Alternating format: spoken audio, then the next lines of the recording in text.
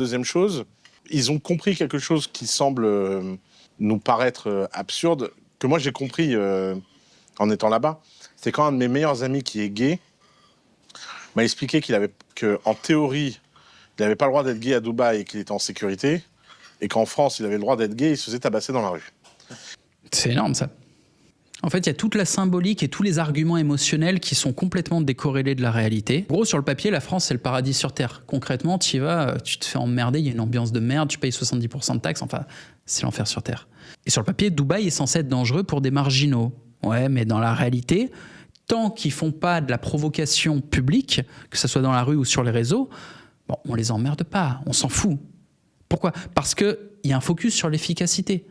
Qu'est-ce qu'on en a à foutre de ce que les mecs font dans leur intimité ? Ça ne regarde personne. Et ça, on ne veut pas faire face au fait que les principes, c'est bien, l'exécution, c'est mieux. Et que Dubaï, aujourd'hui, a une exécution en termes de sécurité, safe. Et c'est ça, en fait, le débat de fond entre ce mec avec la chemise noire et Oussama. C'est que lui, il est attaché à des principes démocratiques qui ne fonctionnent pas depuis, ça fait 40 ou 50 ans que ça marche pas en France, que ça se pète la gueule.